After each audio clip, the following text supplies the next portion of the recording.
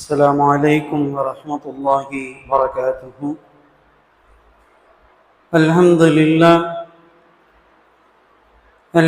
لله الذي هدانا لهذا نحمده ونستعينه ونستغفره ونؤمن به ونتوكل عليه ونعوذ بالله من شرور أنفسنا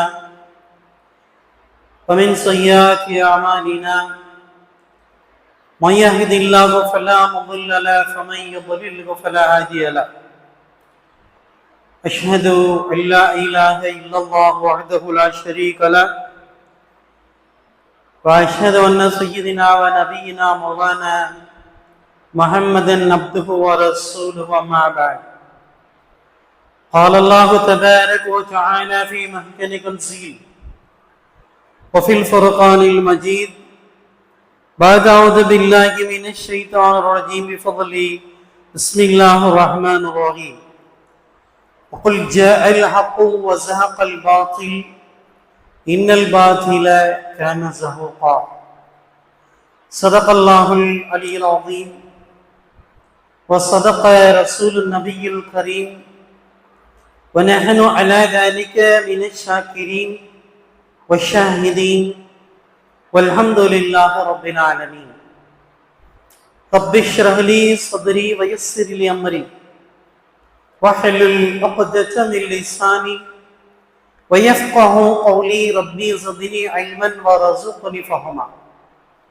اللهم صل على سيدنا محمد طب القلوب دوائها وعافية الأبدان وشفائها نور الأبصار وضيائها وعلى آله وصحبه وبارك وسلم عليه. அனைத்தும் அல்லாஹ் ஒருவனுக்கே உரித்தாகட்டுமாக.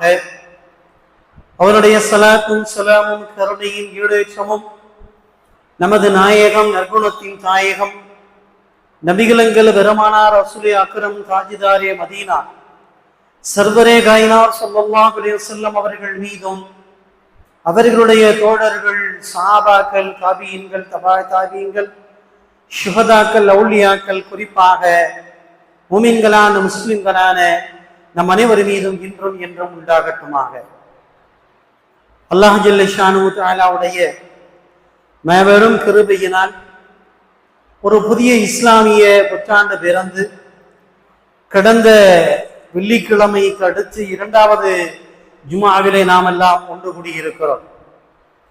அருமையானவர்களே, சில மாதங்களை அல்லாஹ் சில நாட்களை கொண்டு சிறப்பாகி தருகிறார்.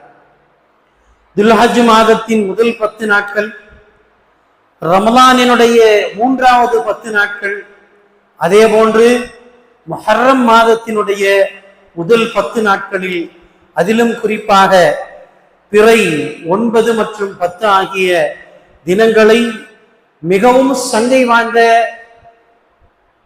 முக்கியத்துவம் வாய்ந்த நாட்களாக அல்லாஹ் நமக்கு தந்திருக்கிறார். இந்த நாட்களில் மிகவும் அல்லாஹுவின் நெருக்கத்தையும் நேசத்தையும் பெற்ற இறைவனின் தூதர்கள் நபிமார்கள் எல்லாம் பட்ட துன்பங்களிலிருந்து வெளிவந்த அதே நாளில் சில இறைவனின் விரோதிகளை, அல்லாஹ்விற்கு பிடிக்காத மனிதர்களை, ஆணவக்காரர்களை, அகம்பாவத்தினால் இந்த உலகத்தில் தலைகால் புரியாமல் நடமாடியவர்களை எல்லாம் அழித்து ஒழித்து இந்த உலகத்தில் தன்னுடைய இருப்பை அல்லாஹ் நிலைநாட்டி இருக்கிறார்.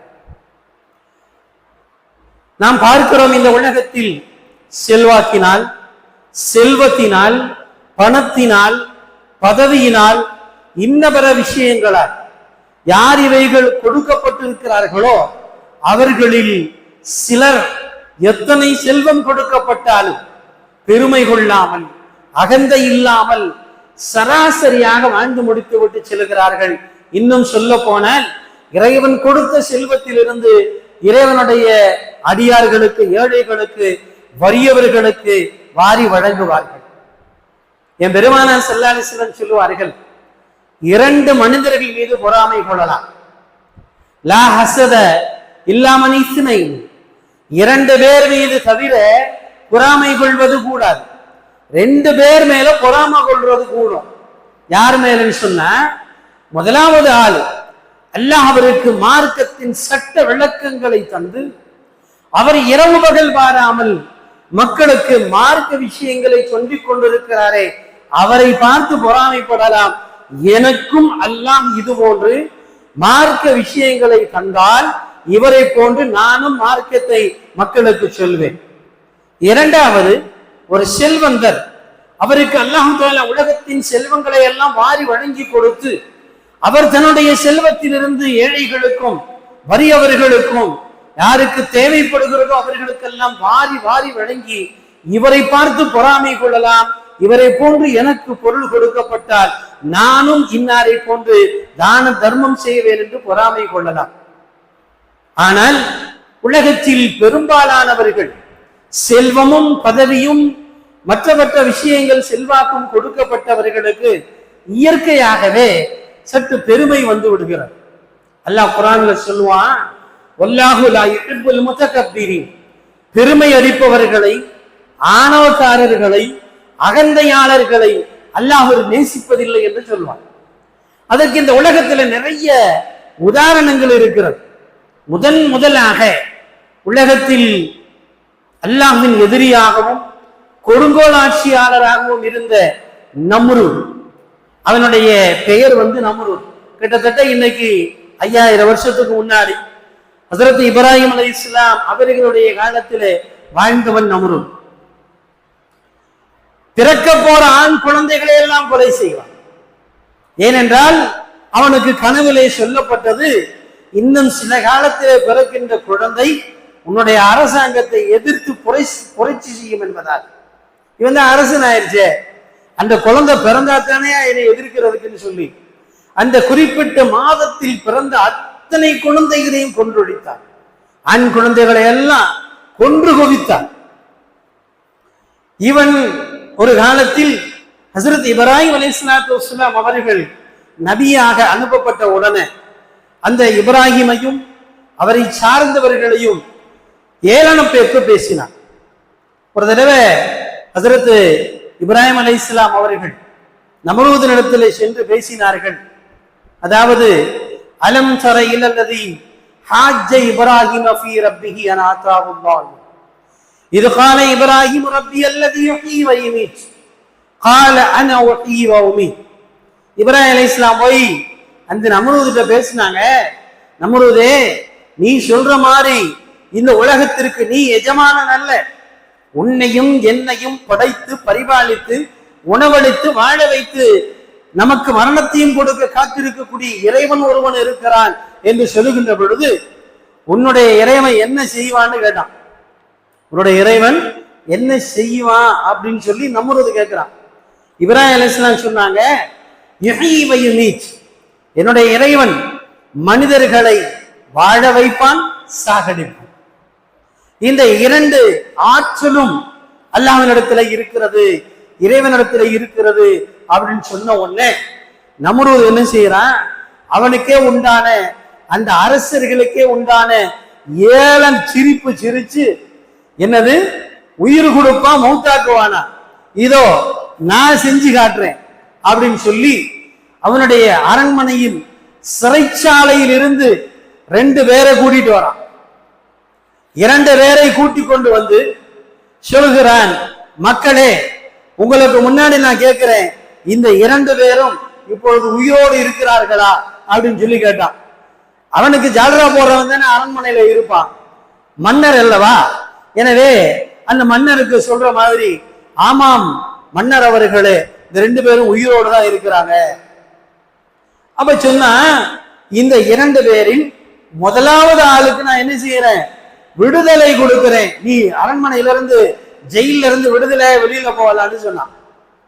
இப்ப கேட்கிறான், முதல் ஆளுக்கு யார் உயிர் கொடுத்தது? எல்லோரும் சொன்னார்கள், நீங்க தான் உயிர் கொடுத்தீங்கன்னு சொல்லி. அப்ப 2வது ஆளை பார்த்து சொன்னான், உனக்கு நான் தண்டனை கொடுக்கிறேன், உன்னைய தூக்குல போட சொல்றேன் அப்படின்னு சொல்லி தூக்குல போட சொல்லிட்டான். தூக்குல போட்டாங்க, அவன் செத்து போயிட்டான். இப்ப மக்கள்கிட்ட கேட்கிறான், மக்களே, இந்த 2வது ஆளுக்கு மரணத்தை கொடுத்தது யாருன்னு கேட்கிறான். மன்னரே, நீங்கள் தான் மரணத்தை கொடுத்தீங்க. அப்ப இப்ராஹிம் நபியை பார்த்து நம்ரூத் சொன்ன, இப்ராஹிமே, நீ சொன்னிய உன்னுடைய ரப்பு தான் ஹயாத்தையும் மௌத்தையும் கொடுப்பான்னு சொல்லி இப்ப நான் கென்னால காமிச்சனே, என்னுடைய அரண்மனையின் சிறையில் இருந்த 2 பேரில் ஒருவருக்கு உயிர் கொடுத்துட்டேன், ஒருவருக்கு மரணத்தை கொடுத்துட்டேன். இப்ப நானும் ரப்புன்னு ஏத்துக்கிறியான்னு கேட்டான். இப்ராஹிம் அலைஹிஸ்ஸலாம் யோசிச்சாங்க. யோசிச்சுட்டு சொன்னாங்க, என்னுடைய ரப்பு சூரியனை காலையில் உதிக்க செய்கிறான், மாலையில் மறைய செய்கிறான். என்ன சொன்ன? இப்ராஹிம் அலைஹிஸ்ஸலாம் சொன்னாங்க, என்னுடைய இறைவன் அல்லாஹ் ஜல்லஷானு தஆலா சூரியனை காலையில் கிழக்கில் உதிக்க செய்கிறான், மாலையில் என்ன செய்கிறான்? மாலையில் மேற்கே மறைய செய்கிறான். முடிஞ்சா நீ என்ன செய், மகரிப் பக்கம் இருந்து மேற்கில் இருந்து சூரியனை உதிக்க செய் என்று சொன்ன உடனே நம்ருதுடைய முகம் என்னாச்சு? நம்ம சொல்றோம்ல, மூக்கு உடவட்டு போயிட்டான்னு சொல்றோம்ல, அது மாதிரி நம்ருத் அவனுடைய சவாலில் தோல்வியை கண்டு என்ன செஞ்சிட்டான்? அவன் ஒத்துக்கிட்டான், செய்ய முடியாதுன்றான். சூரியனை யாரால மேற்க கொண்டு வர முடியும்? அது அல்லாஹ்வுடைய கட்டளைக்கு கட்டுப்பட்டல்லவா கிழக்கில் உதித்து மேற்கே மறைகிறது. இவ்வாறாக இவன் பல விஷயங்களை சொல்லி சொல்லி நான் தான் இறைவன் என்று அகந்த இலை இருந்தான். இவனுடைய பெருமையை, இவனுடைய அகம்பாவத்தை, இவனுடைய ஆணவத்தை ஒழிக்க வேண்டும் என்று அல்லாஹ் தஆலா என்ன செஞ்சான்? இவன் அரண்மனையிலே அமர்ந்திருக்கும் பொழுது ஒரு கொசு பறந்து வந்து அவனுடைய மூக்கின் வழியாக உள்ள போயிடுச்சு. நம்ருது உலகத்தையே கட்டி ஆண்ட அரசன். சொல்லுவாங்க, நம்மள வேடிக்கையா சொல்லுவாங்க, பெரிய பெரிய விலங்குகளை எல்லாம் அடக்கி அவைகளை தன்னுடைய அடிமையாக்கி கூண்டுக்குள்ள போட்டு அடக்கி வச்சிருக்கிற மனுஷன் கொசுவுக்கு பயந்து என்ன செய்யறான்? இவன் வழக்குள்ள போயிடறான்னு சொல்லுவாங்க. சர்க்கஸ்ல பார்த்துருக்கலாம். சர்க்கஸ்ல போய் பார்த்தோம்னு சொன்ன சிங்கம், புலி, சிறுத்தை, யானை எல்லாம் கூண்டுக்குள்ள அடைஞ்சு கிடக்கும். மனுஷன் என்ன செய்வான்? சாட்டைய வச்சு அதை அடிச்சு அதை அடிமை போல வேலை வாங்குவான். நில்லுன்னு சொல்லுவான், குனின்னு சொல்லுவான், பெஞ்சு மேல ஏறுன்னு சொல்லுவான். அவன் சொல்றதெல்லாம் கேட்கும். ஏன்னா அவன் சொல்றதை கேட்டாதான் என்ன செய்வான்? அதுக்கு சாப்பாடு போடுவான்னு சொல்லி அது சொல்வதை எல்லாம் கேட்கும். இத்தனை பெரிய விலங்குகளை எல்லாம் அடிமைப்படுத்திய மனிதன் சின்னஞ்சிறு கொசு இருக்கிறதே அதை புடிச்சு அடக்க முடியாம வழக்குள்ள போய் படுத்துக்கிறான். இவ்வளவுதான் மனுஷனுடைய திறமை. அவனுடைய சக்திக்கு முன்னால் ஒன்றுமில்லாமல் போய்விடும். இது போன்று அல்லாஹ் என்ன செஞ்சான்? இவ்வளவு பெரிய பெருமை கொண்டிருந்த அகம்பாவத்திற்குரிய மன்னன் நம்ருதுக்கு மூக்கு வழியா கொசுவை போக வச்சு மூளையில கொண்டு போய் உட்கார வச்சான். கொஞ்சம் கொஞ்சமா நம்ருதுக்கு தலை வலிக்க ஆரம்பிச்சிச்சு. தலைவலி தாங்க முடியல. சொல்லுகிறான், அரண்மனையில மருத்துவர்கள்ட்ட எல்லாம் சொன்னா, எனக்கு தலைவலி தாங்க முடியாம இருக்கு, என்ன செய்யறதுன்னு தெரியல. அரண்மனை மருத்துவர்கள் எல்லாம் இந்த கஷாயம் சாப்பிடுங்க, அந்த மருந்து சாப்பிடுங்கன்னு சொல்லி பார்த்தான். என்ன செய்யறது? அரசனாச்சே, அவனுக்கு மறுப்பு சொல்ல முடியாது. நீ இப்படித்தாங்க சாவன்னு சொன்னா உடனே சாவடிச்சிருவான். மன்னரே, நீங்க இந்த கஷாயம் சாப்பிடுங்க, அந்த மருந்து சாப்பிடுங்கன்னு சொல்லி பார்த்தான். எதை சாப்பிட்டாலும் என்ன செய்யல? தலைவலி நிக்கிற மாதிரி தெரியல. கொஞ்ச நேரத்துல என்ன ஆச்சு? சில நாட்கள் கழிச்சு அவனுடைய அரண்மனை காவலாளிகள்கிட்ட நம்ருது சொல்றான், என்னுடைய தலையில் இந்த பக்கமாக வலிக்குது, கொஞ்சம் லேசா தட்டுனா சரியா இருக்கும்னு சொல்லி. அரண்மனை காவலாளிகள், இவனுக்கு பயந்து இருந்த ஏவலாளிகளும் காவலாளிகளும் நம்ருதுக்கு பின்னாடி நின்று தலையில தட்ட ஆரம்பிச்சான். தட்டும் போது சுகமா இருந்துச்சு. நம்ருது சொன்னா, தட்டுறதை விடாதீங்க, தொடர்ந்து தட்டுங்கன்னா. மன்னரை மண்டையில அடிக்கிறான். மன்னரை மண்டையில அடிக்கிறதுக்கு சம்பளம் சொல்றான். என்னைய விடாம தலையில அடிச்சுக்கிட்டே இருங்க, எனக்கு சுகமாக இருக்கிறது, உங்களுக்கு நான் சம்பளம் தர்றேன். மாச சம்பளத்துக்கு மண்டையில அடிக்கிறதுக்கு என்ன செய்யறான்? ஆளுகளை நியமிக்கிறான். அல்லாஹ்வுடைய ஏற்பாடு. நீ ஆணவத்திலும் பெருமையிலும் ஆட்டம் போட்டா, என்னை இந்த உலகத்துல மிஞ்ச ஆள் இல்லைன்னு சொன்ன, உன் வேலைக்காரனை வச்சு அவன் மண்டையில அடிக்க வச்சா அல்ல. இந்த நாள்ல என்ன ஆச்சு? அந்த கொசு அவனுடைய மூளையில் சென்று முட்டையிட்டு குஞ்சு பொறித்து அது குடும்பம் நடத்தி பழுகி பெருகி ஆரம்பிச்சிருச்சு. கொஞ்சம் கொஞ்சமா கையில தட்ட ஆரம்பிச்சது போய் லேசா கட்டை எடுத்து தட்டுங்கன்னு சொன்னா, கட்டை இந்த காலத்துல பிள்ளைய கிரிக்கெட் விளையாட்டு வர்றாங்க இல்லையா, அந்த கிரிக்கெட் பேட்டு மாதிரி செய்ய சொல்லி 2 பக்கமும் நின்று தட்ட ஆரம்பிச்சாங்க. கொஞ்சம் கொஞ்சமா அதுவும் வலி குறைய ஆரம்பிச்சிச்சு. இந்த வலியும் கேட்கல. அப்ப சொன்னாங்க அரண்மனை காவலர்கள், செருப்பு மாதிரி செஞ்சு அடிச்சா வலி குறையும். என்ன சொன்ன? செருப்பு மாதிரி செஞ்சு ஒரு தலையில அடிச்சா வலி குறையும். அதுக்கு 2 பேரை ரெடி பண்றா. செருப்பு மாதிரி செஞ்சு என் தலையில அடிங்கடா, அப்போது என்ன செய்யும், வேதனை குறையும். இன்னைக்கு உலகத்துல பார்க்கலாம், சில பேரை அல்லாஹ் சோதிக்கிறான். கோடிக்கணக்கில் பணம் இருக்கும், நிம்மதி இருக்காது, படுத்தா தூக்கம் வராது, தலை வலிக்குதுமா, நெஞ்சு வலிக்குதுமா, வயிற்று வலிக்குதுமா. சென்னையில போய் பார்த்தா தெரியும், மிகப்பெரிய பிரபலமான மருத்துவமனை அப்போலோ. அந்த மருத்துவமனையில போய் பார்த்தா தெரியும், 10 லட்சம் ரூபா வச்சிருக்கேன் டாக்டர், என் நெஞ்சு அறுத்துருங்க, வலிச்சுக்கிட்டே இருக்கு, ஆபரேஷன் பண்ணுங்க, 10 லட்சம் 50 லட்சம் வேணாலும் தர்றேன். ஏண்டா இந்த பணத்தை வச்சு தானே உலகத்துல நான் பெரிய ஆளுன்னு சொன்னா, இந்த பணத்தை வச்சுதான் சுண்டு நீ எல்லாரையும், இந்த பணத்தை வச்சு நீங்க ஆஸ்பத்திரியில வந்து படுத்திருக்கிறா, 50 லட்சம் தரேன் டாக்டர், என்னை அறுத்து போடுங்கிறான். டாக்டர் சொல்றான், உனக்கு அறுக்கிற அளவுக்கு உடம்பு கண்டிஷன் இல்லை, காசு மட்டும் முக்கியம் இல்லை. ஏழைகள் என்ன செய்யறான், ஆபரேஷன் போறாங்க, ஆபரேஷன் பண்ணிட்டு சுகமா வந்துடுறான். கொழுத்த பணக்கார ஆஸ்பத்திரிக்கு போறான், அவன் சொல்றான், பணம் இருக்கியா, உன் உடம்பு கண்டிஷனை ஏத்துக்கிறாரு, ஆபரேஷன் பண்ணா நீ ஒன்பே தான், இங்க இருந்து நேரா சந்தாக்குல இருந்து போவ, இங்க இருந்து சந்தாக்குல தான் போவா, வீட்டுக்கு போக மாட்டான். ஐயா ஆபரேஷன் பண்ணாதப்பா. அப்ப பணம் இருந்து நிம்மதி இல்லை. எங்கே நம்புறதுக்கு ஆட்சி இருக்கிறது, நிம்மதி இல்லை. அவன் தலையில் செருப்பால் அடிக்க வைத்தான் இறைவன். சொல்லப்படுகிறது 400 ஆண்டு அநியாயமா ஆட்சி செஞ்சான். 400 ஆண்டு அல்ல அடிக்க வச்சான். 400 ஆண்டு மண்டையில அடிக்கிறான், கட்டையில செருப்பால மாத்தி மாத்தி அடிச்சான். 400 ஆண்டுகள் அவதிப்பட்டு இறந்து போனதாக வரலாறு. இது நம்ரூது. அதுக்கு அடுத்து ஃபிரௌன், மூசா அலைஹிஸ்ஸலாம் காலத்துல அன ரப்புக்கும் இல்லா, நான் தான் பெரிய ரப்புன்னு சொன்னான். அல்லாஹ் அவனை தண்ணிக்குள்ள தத்தளிச்சு அவன் மூழ்கிற நேரத்துல களிமா சொல்றதுக்கு வாய எடுத்தான். களிமா சொன்னா என்ன ஆயிரும், தப்பிச்சிருவானே, அல்லாஹ் விடுவானே? பண்ற அநியாயம் எல்லாம் பண்ணிட்டு கடைசியில லா இலாஹ இல்லல்லாஹ் சுப்ஹானல்லாஹ் சொன்னா அல்லாஹ் விட்டுருவானே? வாழ்நாள்ல ஒரு நாள் அவனை நினைச்சு பாக்குறது இல்ல. சக்கராத்துல இழுத்துக்கிட்டு இருக்கேல லா இலாஹ இல்லல்லாஹ் லா இலாஹ இல்லல்லாஹ், அல்லாஹ் என்ன கிறுக்குனாங்க, அவ்வளவு இழிச்சவன் நானே. ஏயா உலகத்துல கல்லு மாதிரி இருந்த போலாம் என்னை நினைச்சு பார்க்கல, கைகால் நல்லா இருந்த போலாம் நினைச்சு பார்க்கல, படுத்த படுக்கையில 1க்கு 2க்கு போய்கிட்டு இருக்கு, டாக்டர் எல்லாம் கை விட்டுட்டான், இவனுக்கு மருந்து மாத்திரை ஏறாதுப்பா, வீட்டுல கொண்டு போய் போடு, எப்ப போகுதோ போகட்டும் அப்படிங்கிற நேரத்துல யாரும் எதுவும் பேசாதீங்க, லா இலாஹ இல்லல்லாஹ் லா இலாஹ இல்லல்லாஹ். அல்லாஹ் என்ன கிறுக்குனாங்க, அல்லாஹ் என்ன இழிச்சவன்? நல்லா இருக்கும் போதெல்லாம் அவனை நினைக்காம கடைசி நேரத்துல ஃபிரௌன் அப்படிதான் செஞ்சான். தண்ணியில மூழ்கிட்டு இருக்கும் போது லா இலாஹ இதெல்லாம் சொல்றதுக்கு வாய எடுத்தான். அல்லாஹ் உடனே ஜிப்ரீல் அலைஹிஸ்ஸலாத்தை அனுப்பி, சீக்கிரம் ஜிப்ரீல் போ, அவன் களிமா சொல்ல போறான், களிமா சொன்னா என் தண்டனையில இருந்து தப்பிச்சிருவான். களிமா சொல்ல விடாம வாயில மண்ணள்ளி அடினா ஃபிரௌன். நமக்கெல்லாம் படிப்பினை இதெல்லாம்.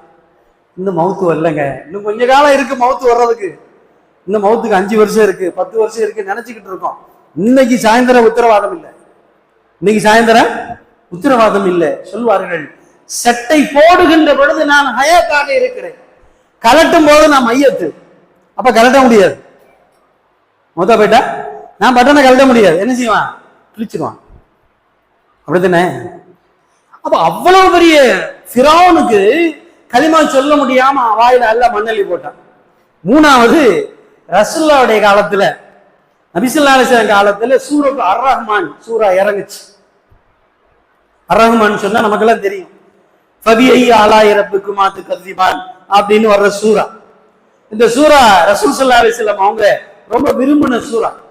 இறங்கின உடனே கேட்கிறாங்க, இந்த சூறாவை காபத்துல்லாஹ்ல போய் ஓதி காமிக்கணும்.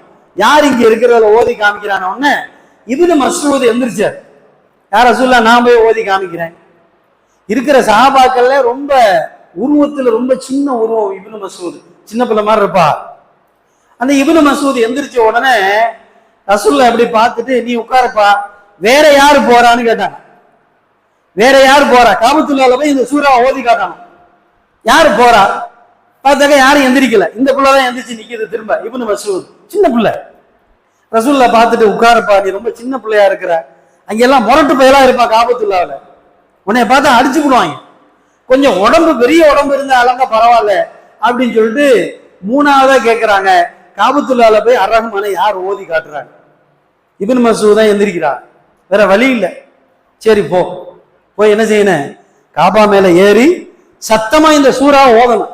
அர்-ரஹ்மானு அல்லமல் குர்ஆன் கலக்கல் இன்சான் அப்படின்னு சொல்லி ஓதணும்ன உடனே இப்னு மஸ்ஊத் அங்கிருந்து விறுவிறுன்னு வந்துச்சு. வந்து காபத்துல்லா மேல ஏறினார். அவுது பில்லாஹி மினஷ் ஷைத்தானிர் ரஜீம் பிஸ்மில்லாஹிர் ரஹ்மானிர் ரஹீம் அர்-ரஹ்மானு அல்லமல் குர்ஆன் கலக்கல் இன்சான் ஓதிக்கிட்டே இருக்கார்.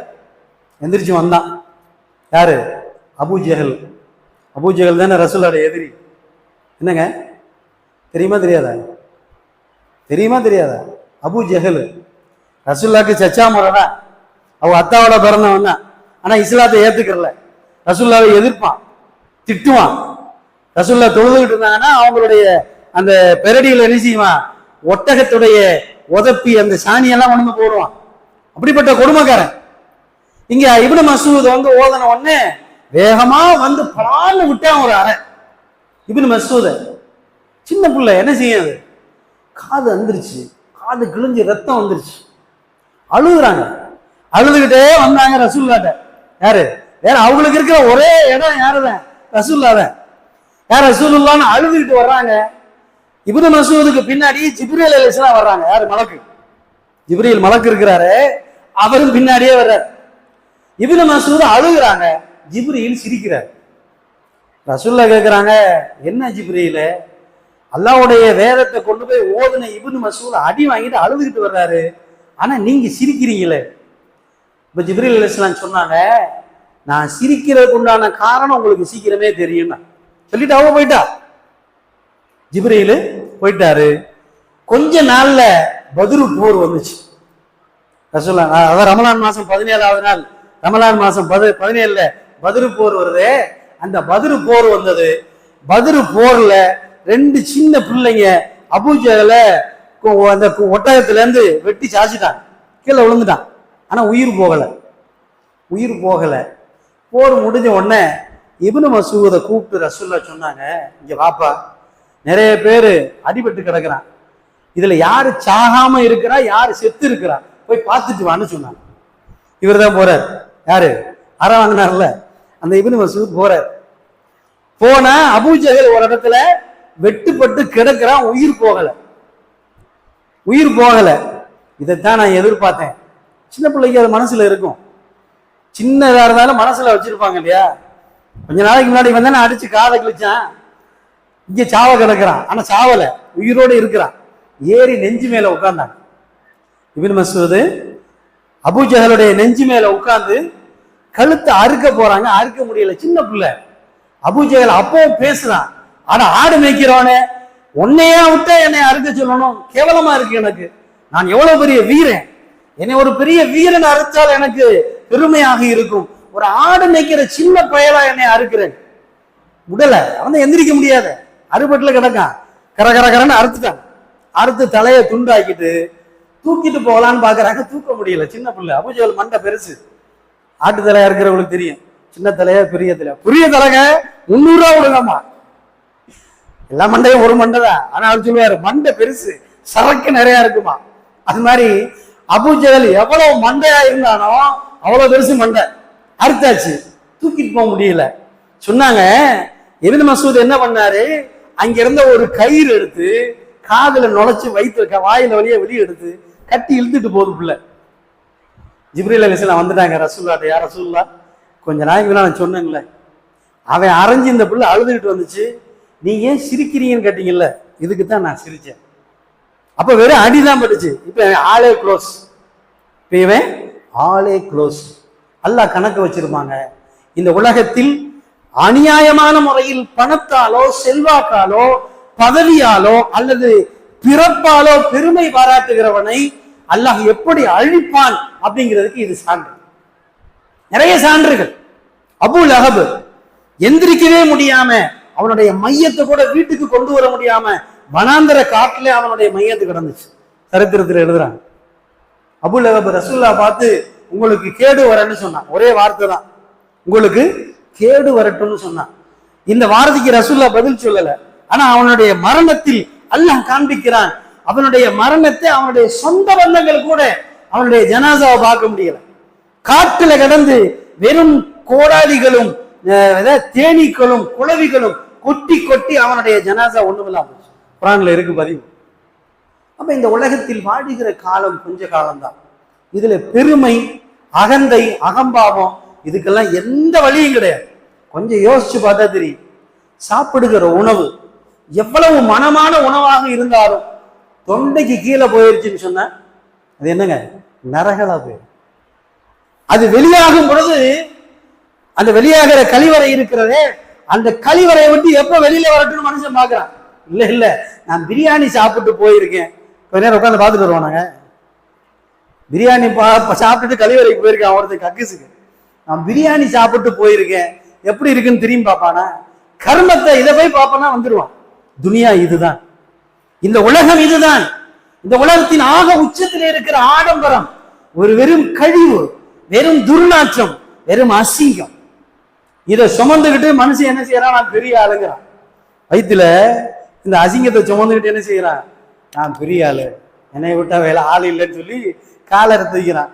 அதை நீ நடமாடும் செப்டி டேங்க் தானே, நீ நடமாடும் செப்டி டேங்க் தானே. நம்ம அங்க போய் கழிஞ்சது போக மிச்சம் எங்க இருக்கு? உடலுக்குள்ளதான் இருக்கு. நமக்கு என்ன பெருமை இருக்கிறது? இறந்து போன 1 மணி நேரம் நம்முடைய ஜனாசாவுல அத்தர் போடல, ஊதுபத்தி கொளுத்தலன்னு சொன்னா மையத்து மணக்குமா? நாரி போயிடும், மையத்து நாரி போயிடும். அல்லாஹு தஆலா நம்மை பெருமை இல்லாமல் வாழச் செய்வானாக. வாழும் காலம் எல்லாம் இயல்பாக அவன் எஜமானன், நான் அடிமை என்ற உணர்வோடு வாழச் செய்வானாக. எல்லாம் வல்ல அல்லாஹு தஆலா மரண நேரத்தில் நமக்கு கலிமா தய்யிபாவை லா இலாஹ இல்லல்லாஹ் என்று சொல்லி மரணிக்கக்கூடிய பாக்கியத்தை நம்ம எல்லோருக்கும் தருவானாக. அஸ்ஸலாமு அலைக்கும் வரஹ்மத்துல்லாஹி வபரகாத்துஹு.